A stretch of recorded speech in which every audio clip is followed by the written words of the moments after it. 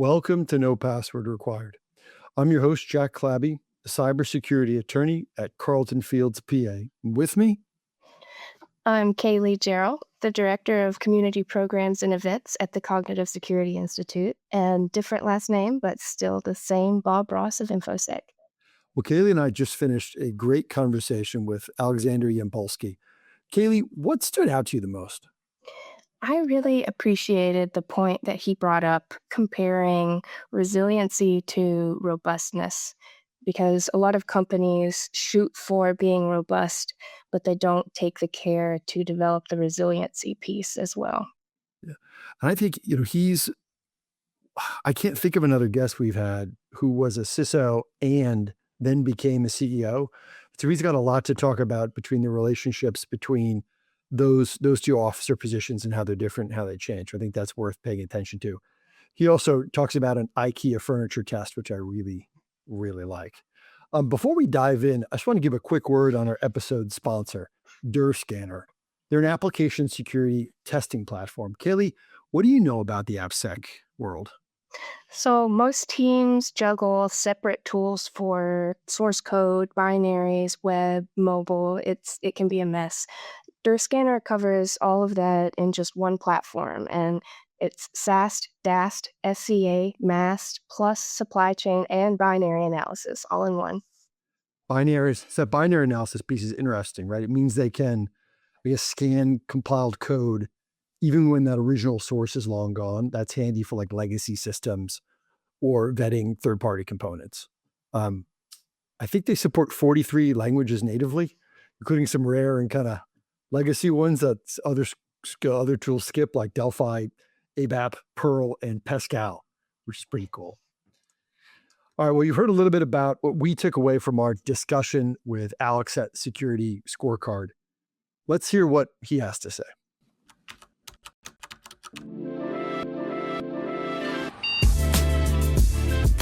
This is No Password Required, a Cyber Florida podcast presented by ThreatLocker.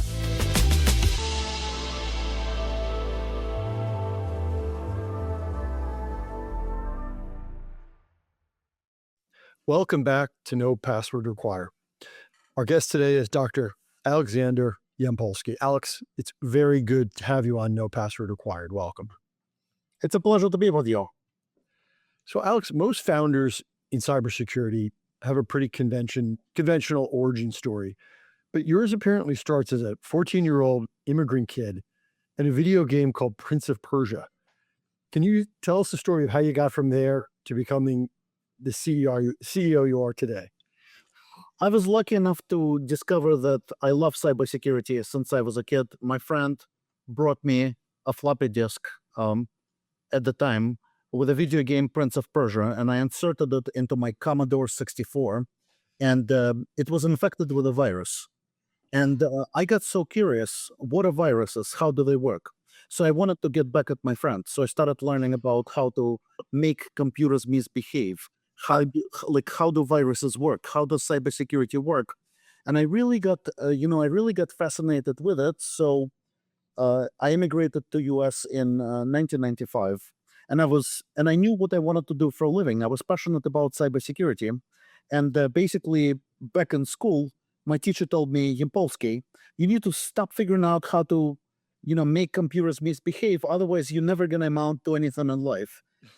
I really wanted to, I always was very curious, because regular people, they always assume the systems are well behaved.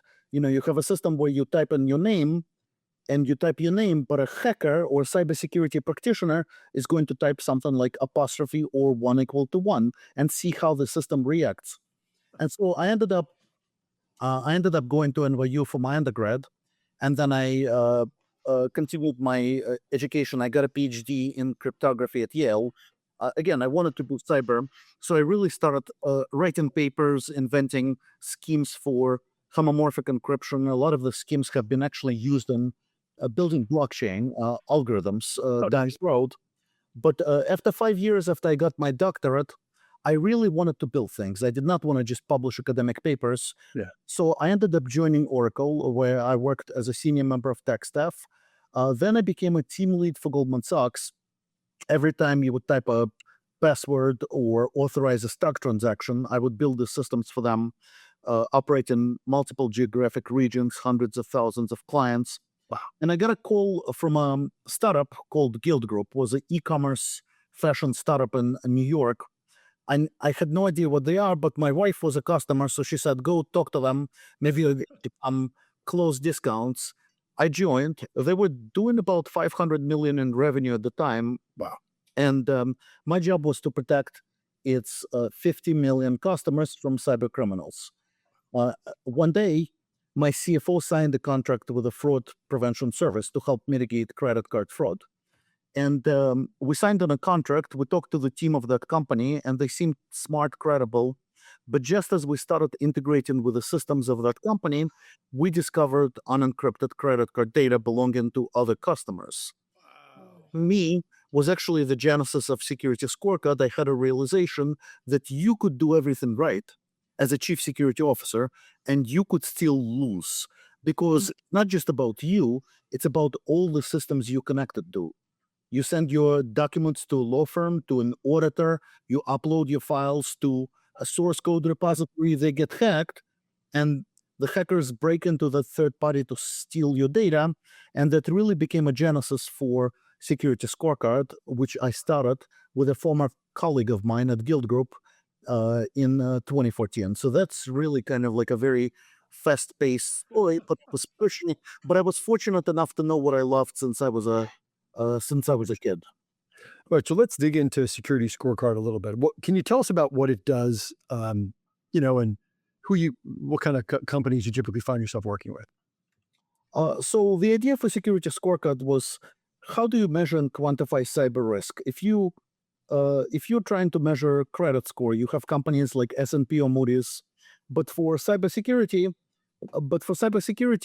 companies operate completely in the dark.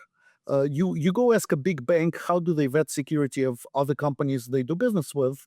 They're going to tell you, well, Jack, I just send them a pen and paper questionnaire, then ask you questions like, hey, do you have multi-factor authentication? Checklist. Yeah. And then I put a rubber stamp of approval and we're in business. So the idea with SecurityScorecard was, how do I pick up data points that allow me to make objective decisions about security of any company in the world? And so we built a massive data collection infrastructure that allows you to give scores for any company in the world. And we don't just tell you the scores, we also tell you how to improve security. Any company for free can actually get access to a platform, and we tell it how to become more resilient. And fast forward into today, from 2014, took a lot of hard work, a lot of tears, a lot of pain, but we used by 3,200 customers in 46 countries to report to their board of directors, to make insurance underwriting decisions, and to make also third-party risk management decisions as well. So what did it look like at the beginning, Alex? And then was there a tipping point when you knew, okay, this is going to work? Well, in the beginning, when we just started the company in 2014, we raised $2 million. We realized that we don't have a desk to sit on. So me and my business partner, we drove to IKEA in Brooklyn, and we started assembling the desk, and we did not break up while we were assembling. But I think most marriages and most partnerships do break up when you assemble IKEA furniture. Right. Wait. Look, I think if you reflect on the journey, when we started building the product in the first few years, 2014, 2015, 2016, we were just evangelizing the market. When you would go to many people and say, hey, let me give you a better way of measuring, quantifying security, there was a lot of, disbelief. People said, how is it possible? It's not accurate. It's not going to work. So you had to find those early visionaries who would take a chance on you as an entrepreneur. They knew that your product is early on, but they wanted to take a chance on you because they wanted to figure out a better way than what was happening in the industry. And then I think we got some of those early visionaries, adapters. When the company started, you always want to, it's your job as a founder to find those early believers yourself. And then I think after that, the next part was, how do we evolve from, okay, people now believe that it exists, to how do you teach people how to use it. Like, what are the business use cases? How do you operationalize it? But I would say at each stage of the journey, you always have to reinvent yourself. Just like Madonna keeps reinventing herself with songs. Yes. There's no, like, look, there's no such thing where you have a tipping point and then all of a sudden it just jumps out, right? Like, there were always ebbs and flows where you figure out a trick, it gets to the next stage, and then all of a sudden you kind of like face setbacks. And what's interesting is that if you look at the lows, right, if you look at the bottom lows, they always led to the highs, right? Like, it's very easy to despair, but I think always those setbacks led to the high. I think in terms of critical points, I think getting some critical mass definitely helps with the word of mouth, because when you go to a bank and say, hey, those 3 other banks are using me, people trust that you can deliver it. I think expanding into Europe, we decided to do it very early. We knew that the company has to be international, and it was a smart decision because Europe needed the solution as well.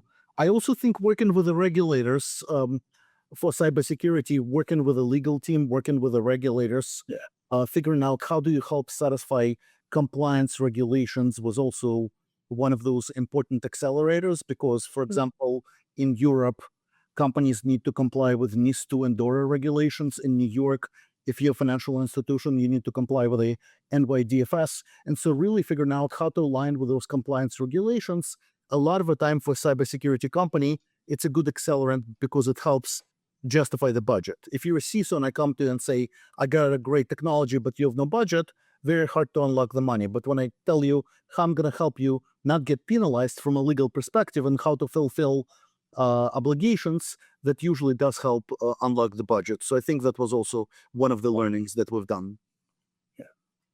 Am I reading it right, that understanding it right, that you rate this, that SecurityScorecard rates the security of over 12 million organizations worldwide? Is that right?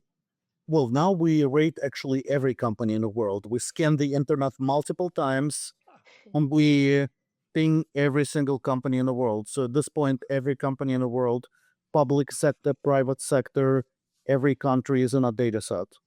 Oh, that's awesome. So let's step back a second. You were CISO at the Gilt Groupe. You checked every box, grilled every vendor, and from what I understand, you still almost exposed your customers' credit card data. At what point did you see that potential disaster unfolding?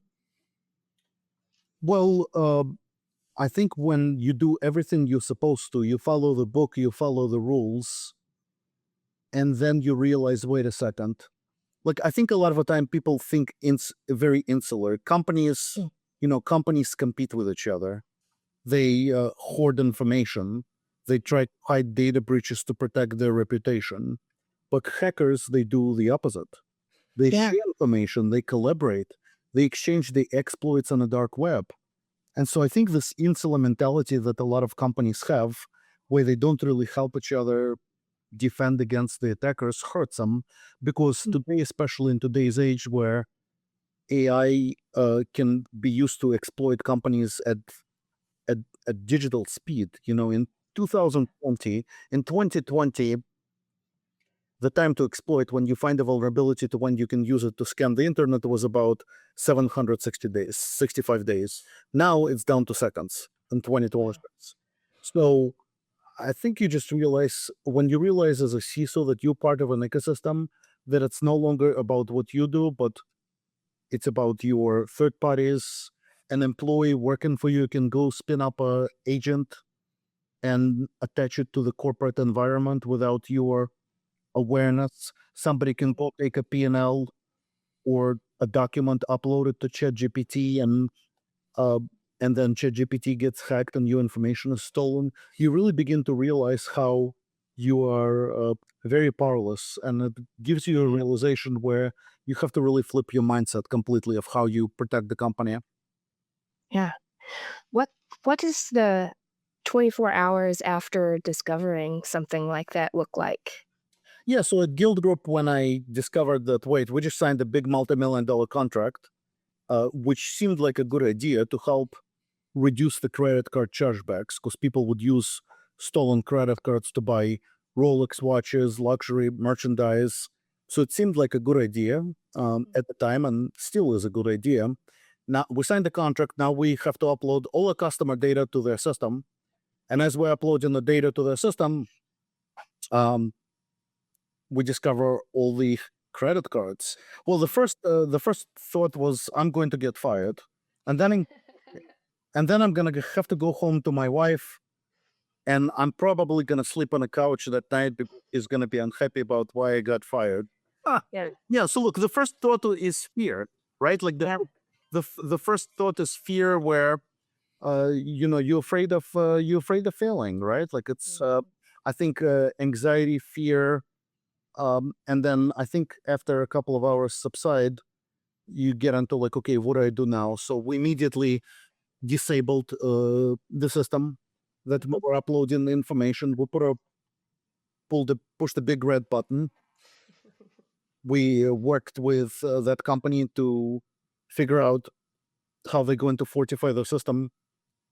And then we had to evolve our third-party risk management process to make it more robust. But at the time, at Gilt Groupe, we did not have a data visibility layer. There was no way for us to validate that what people are telling us is true. And it was a very static point-in-time assessment. It was not continuous. So I could have signed the contract, they would have fixed the issue, and then a month later, a sleep-deprived IT administrator misconfigures the system, and I get hacked. So I think initially it was fear and despondency. Then we had to shut down the contract, figure out how do we plan for it for the future. I think it was actually quite a good fire drill. A big advice that I give to boards and CEOs of companies is you have to practice, right? Like if your company gets hacked, do you have a contact of your lawyer, of your forensic expert on speed dial? If your website is down because of a denial of service attack, do? Most people in an emergency, they panic. You want to have it documented and written down, and you want to rehearse it and practice it. But that was really the inspiration, that we needed to have a data-driven approach to make safer, smarter decisions, which became SecurityScorecard years and years later. At the time, I did not have the data-driven KPI and continuous monitoring that I wished I had at the time. Yeah. Because with SecurityScorecard, it's not just a business idea; it's a market idea, right? You're creating an entire category. What does it take to do that? To make a market believe a problem exists and that they can feel the pain of it? Like, how you're starting a category of business here? Yeah. So I think one very important lesson is that the job to be done does not change, right? Like a job to be done does not change. So as an example, people used to walk when they had to travel. Then they had horses and horseback carriages. So the job to be done is still the same transportation. Then you had cars, right? So I was actually just in a car museum this weekend with my wife, and there were all these ancient cars. And I saw a car from 1899, a beautiful car, and there was a clipping from a newspaper by that car where they were advertising in the newspaper how cars are better than horses. So they were competing with the boogie whip manufacturers. But they tried to convince people that it's a better way. And at the time, people thought, you know what? It's dangerous. It's unhealthy for environment. Why would I do it? So the job to be done was still the same. And then later you have airplanes and other type of things. So the job to be done is still the same. But what you have to do is you have to deliver better value and convince the people that your method of doing it is going to really alleviate the pain. And whether the company becomes a failed bankrupt company or a multi-billion-dollar company, it's directly proportionate to how you alleviate the pain. As an example, right, like in law industry, 5-6 years ago, AI was not strong enough. Nowadays, all of a sudden, you have all kinds of AI tools where it's not eliminating the law industry. On the contrary, but now you may not need to spend as much time doing research and doing the drafts because it could do it for you. So it's just the job to be done is still the same, but it's transforming, and maybe it's doing it at the expense of like, okay, we're going to eliminate some associate overhead, right? So the same in cybersecurity, the job to be done was always the same. It was like, how do you trust a third party? When we started, it was pen and paper questionnaires.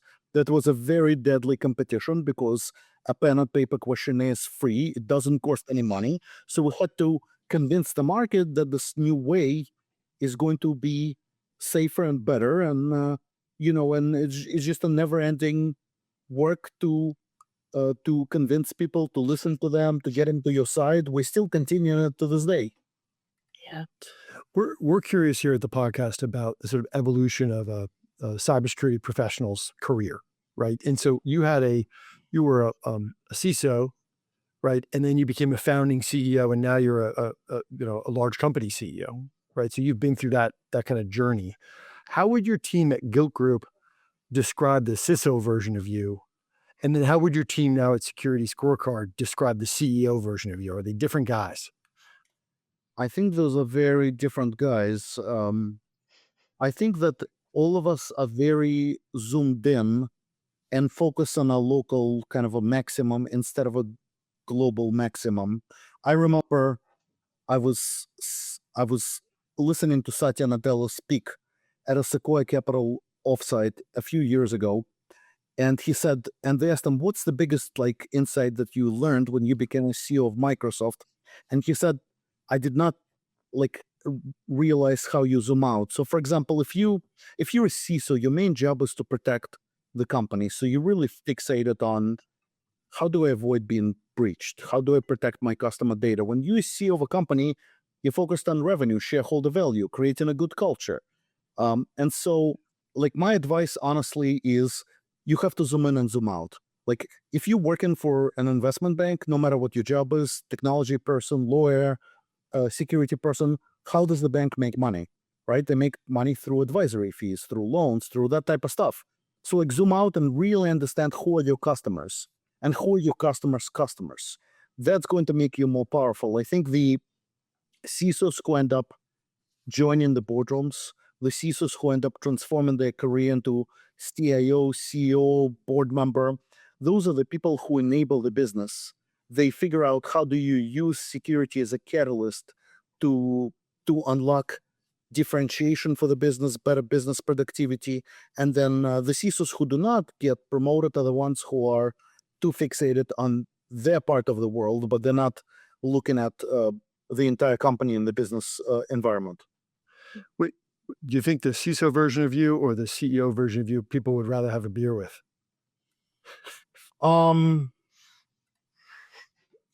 I think, honestly, you probably would have liked me more as a CISO version of a beer with. I think as a CEO, you're constantly context switching. It feels like one thing after another is like a bit of a firefight. And so I feel like I became much more ADD and impatient as a CEO, as a CISO. And also, I'm still good to have a beer with, right? I enjoy party, yeah, especially after work. But Yeah. I would say as a CISO, it's kind of more fun. I would say actually any job besides a CEO is fun because there's always somebody to blame or there's always somebody to delegate higher decisions. As a CEO, you only have yourself to blame. So yeah. So, but I mean, I still like having a beer. I like that question a lot.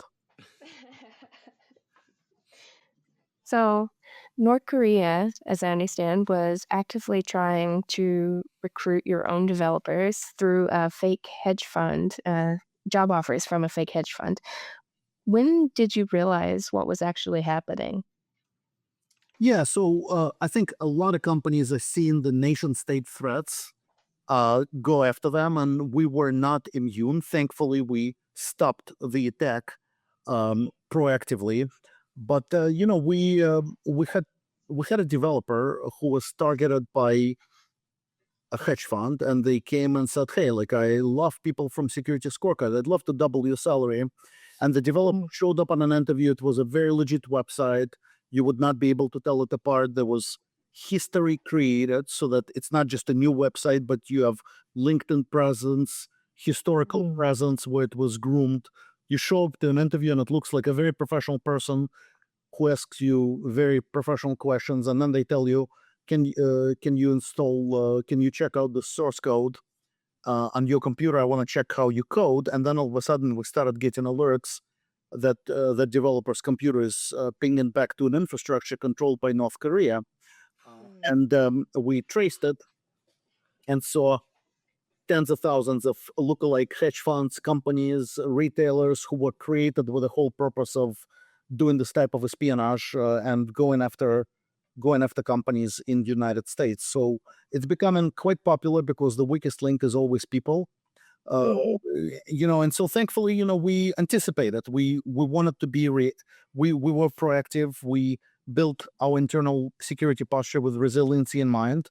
But I think it was just a good reminder that the world is not becoming safer; it's becoming more and more muddied.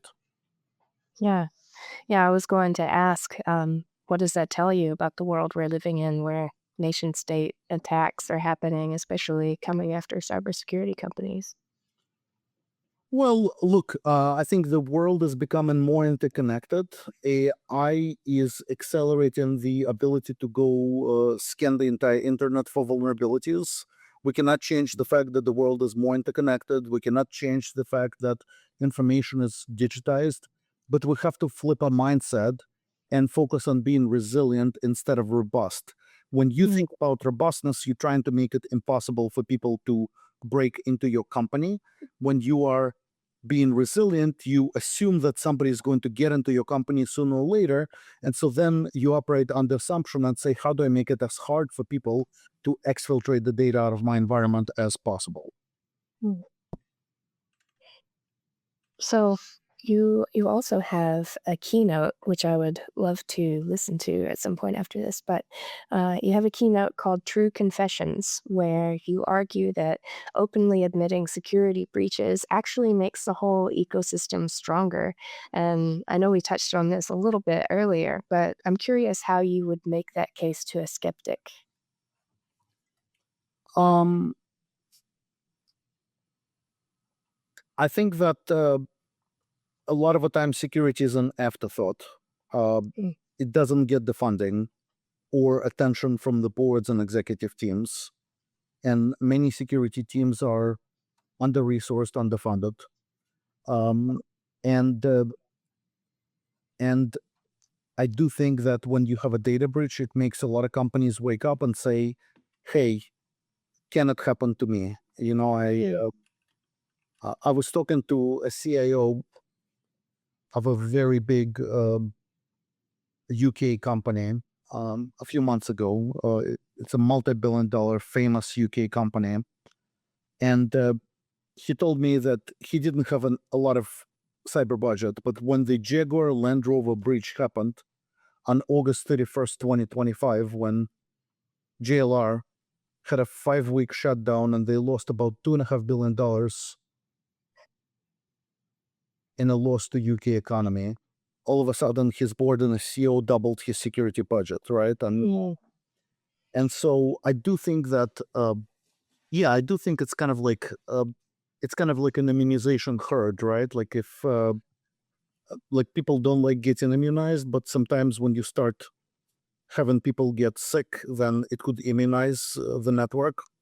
And I do think in cybersecurity, you could use a very similar analogy where a lot of the time, like the money does not get unlocked, the attention doesn't happen until, unfortunately, companies get hacked. I do think the downside, though, of a lot of breaches that we're seeing, and every fourth company today is going to become a victim of a data breach. That's a statistic.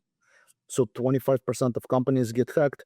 The downside is people get desensitized. Like if everybody gets hacked and now you get hacked, you're like, oh, it's no big deal. Everybody else got hacked. Like I just think Mm. a bit of a desensitization happening from a perception perspective. Hmm. You wrote the perfect scorecard on this idea of CISOs and their boards interacting and how resources get allocated. But you wrote the perfect scorecard, to help these CISOs talk to their boards. What's the single most dangerous thing, a board member has ever said in a meeting that told you they really didn't have an idea of what was at risk? Well, if you're a board member and in the middle of a break in a board meeting, you raise a hand and say, Jack, great meeting, but can you explain to me what EBITDA is? You're going to get people are going to look at you in a weird way. You're supposed to know what an EBITDA is of a board member. But if you're a board member and you raise a hand and say, can you walk me through what a web application firewall is? That's totally normal. So I just think that there's an onus on chief security officers to make sure that they speak the same language as the board members, and there's an onus on board members to ask incisive questions. And if they don't have the expertise at the board, then bring in experts as advisors to the audit and risk committee. I think that I presented at the board of one publicly traded company at the audit and risk committee, and I thought they were very clever where they would bring outside advisors and consultants to help the board vet that the strategy that the CIO and CISO are doing is adequate. So I would say, if you do have a question like what's a firewall or what's a denial of service attack from a board member, that's probably a bit dangerous. And then let's just kind of working in the other direction in an organization. What's one thing that a non-technical CEO could do this week to make the life of their CISO better, right? So what could a CEO do to help the life of the CISO? You have to make sure that you get the buy-in of the rest of the leadership team. So I think you need to give access to the CISO to the rest of the leadership team, make him part of a senior leadership meetings, and get the buy-in, because a CISO alone is not going to be able to affect the transformation to the company culture. You're going to have support from a CHRO, general counsel, CTO, CFO. Only together collectively as a leadership team, when you make CISO an equal stakeholder and you invite them to the board meetings, to the executive meetings, that's, I think, how you could do it. So as a CEO, I think you should give your CISO equal airtime. You should give your CISO airtime at some business meetings. Yep. All right, well, we're going to take a short break now, but when we return, Alex will go through our lifestyle polygraph. So please stay with us. You're listening to the No Password Required podcast. We cover cybersecurity and a lot of other stuff.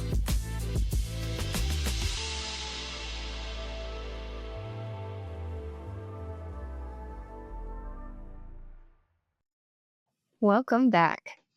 As many of you know, the Lifestyle Polygraph is a test used by the federal government to determine if a person is worthy of learning some of our nation's most important secrets. Here, we use this technique for slightly lower stakes, to determine whether our guest can join our fantasy cybersecurity squad. Aleksandr, are you ready for the Lifestyle Polygraph? Let's do it. All right. First question. You've built a successful business based on scorecards. Be honest, does that show up everywhere else in your life? It doesn't show up everywhere else, but I'm definitely thinking about it. For example, in New York City, if you go to a restaurant, you have A/B ratings on a restaurant, and I look at that. I wish there would be more A/B/C/D ratings for performance of employees in your company, where you can immediately rank. People are not given voted, but I'd love to apply this concept. Like, I'm a numbers person, I'm a mathematician, so I do believe what you don't measure, you can't improve. So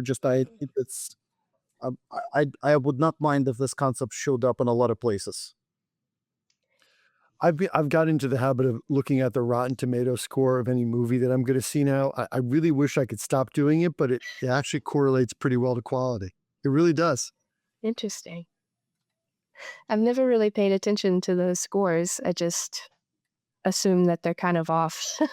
But it's interesting that they're pretty spot on. It can't give you, at least for movies, it doesn't give you a sense of taste, right? If you're going to like it necessarily, but it does give you a measure of quality. Is this a coherent story? You may not like it or be entertained by it, but is it coherent? Is the production value okay? Do they group, and I love the ones too, where there's a difference between what the professional film critics say and then what the audience scores say. If it's one way or the other, a big delta there is one that means that's a movie you should probably see because it will get you talking. I like that. All right. Question number 2. You are an angel investor in several startups. What's more painful, a brilliant idea with a bad pitch or a bad idea with a brilliant pitch? Definitely a bad idea with a brilliant pitch is real painful. I think that if you have a great idea and you pitch it poorly, you can always refine the pitch, right? But That's true. too many people love to use PowerPoint slides, dress up with bad ideas to look nice. That's one of the reasons why we outlawed PowerPoint slides at Security Scorecard. We don't use them even for the board meetings, because Wow. you ask a person to put your thoughts on a piece of paper, one pager, it forces a much better clarity of thinking. Got it. So it's one pagers instead of PowerPoints. You still have a written document, but it's just typed. Yeah, I mean, you can put 2 pages, 3 pages, but it should be a document and not a PowerPoint deck.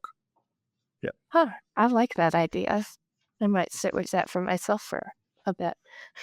I always like the idea of if you're delivering work product to someone else, the expression, I don't know if maybe it was like Mark Twain or someone like that who said this, but it's, if I had more time, I would have made it shorter. Right? That summarization itself is such a good skill because it does take a great deal of thought, Alex, right? And I think that's probably what's driving, the communication strategy you guys have developed is probably coming from that point, right? What do they really need to know? All right. Number 3. You've talked about reading The Inner Game of Tennis, which is really a book about silencing your inner saboteur, the internal critic that undermines your own performances. Where did this message make the biggest impact on your life? Yeah, so I think one takeaway I took out of it is trust your gut more, right? Like a lot of the time, your gut just tells you what to do. When you start overthinking, then you could really force yourself in the wrong direction. And like a good example out of this inner game of tennis, there's a paragraph in the book where it says, imagine you're playing with a close friend a game of tennis, and the friend is just playing really well. I'm playing Kaylee, and in the middle of a break, I come and say, Kaylee, you're doing so well. Like today, you're just crushing it. What are you doing different? Is it your swing or what's going on? I like today you're on fire. Actually, that type of a question in the middle of a break can completely throw you off, because all of a sudden I forced you to start thinking and articulating what are you doing different to play well, and I get you out of a zone, I get you out of a groove. So like it's actually like an interesting lesson where by forcing people to articulate the trick to their performance, a lot of the time actually that deteriorates the performance. And so a lot of the time you can apply it to yourself. Like you intuitively, a lot of the time, 80% of the time, you know what you want to do. And so like I think the big thing I talk about internally at Security Scorecard is that we need to recondition how we've been taught at school and college and as kids. At school and college, we always taught, you need to study well, you need to get good grades, like do well in school. It's actually incredibly detrimental, right? Like in a company, because what happens with a lot of people is they're afraid to take bets. They're afraid to try things because they feel like it's kind of like, you try a few things, and then you get an F, and all of a sudden it's a blemish on you. So one of my board members, Dean Seisman, he actually told me, imagine you flip a script and say, let's say you're playing an infinite game, and it doesn't matter how many Fs you get, all it matters is just you get one A, and then you win the game. So it's like an infinite amount of things. And so then how would you do it differently? Would you answer the questions as fast as possible if you were taking the test, or would you, because if it doesn't matter how you answer, all you need to get is just one A out of a million questions, you can just guess very quickly and you get one A and you win. And so like, how do you recondition people to not worry about perfection, but maybe operate when you're 60% certain or 65% certain to accelerate the pace of experimentation in any company? I think that's the one thing that I try to imprint internally quite a lot. That's very cool. I'm gonna have to try that out internally. See if that helps. All right. Number 4. You list chess as a hobby. Which game has impacted your life more, chess or Prince of Persia? Definitely chess, right? Like definitely chess. For once, I met my wife because of chess, kind of. I logged into Facebook, and she had a profile picture with a chessboard, and I wrote to her, and I thought, beautiful girl, she plays chess. That was false advertisement. She does not play any chess even today. She just posted she just posted a picture in a resort. But then also I do think it teaches you a very important mindset. When do you move quick? When do you go slow? How do you deviate? Like, how do you change between tactics and strategy? I've really applied it in business quite a lot. Do you still play, Alex? Do you find time to play now? I still play every week. Yeah. And I'm pretty good. I'm on a 99th percentile. Oh, that's fabulous. When you play, Alex, do you play full games these days, or do you do like solving problems, like set up problems that you're I mostly solving? play full games on the internet these days. Nice. That's a great thing. Cool. All right, last question for you.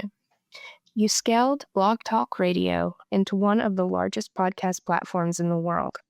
Now that you've experienced no password required firsthand, what advice would you give us? Keep on doing a great job. I think you guys asked really exciting, insightful questions. It was fast. It was fun. I don't think I have any advice. I think you're doing a fantastic job. Oh, thank you. So what do you think, Jack? Regardless of that last answer, does Alexander have what it takes to join our fantasy cybersecurity squad? Yeah, yes, very much so, Alex. Welcome to the Fantasy Cybersecurity Squad. You have served as a CISO. You are a CEO. But I think on the Fantasy Cybersecurity Squad, I think we could really use your insights on our board. So I think you would be the first board member we've ever invited to serve on our Fantasy Cybersecurity Squad, because I think you have the full picture of how an organization's governance side should fit too. So I think so. Welcome to the Fantasy Cybersecurity Squad. Well, that brings us to the end of the show. Alex, if our folks want to learn more about you personally or about Security Scorecard generally, what's the best way to do that? So you can check out our website, securityscorecard.com, or if you want to contact me, just send me an email at alex@securityscorecard.com. Great. Well, that brings us to the end of the show. Thank you for listening. For the entire No Password Required team, I'm Jack Clabby, and we'll see you again soon. Thanks for listening to the No Password Required podcast, presented by ThreatLocker. No Password Required is produced by Cyber Florida, and a special shout out goes to our friends at Carlton Fields and Reality Shift. For more content, follow us on social media at NoPasswordPod, and visit our website at cyberflorida.org/pod.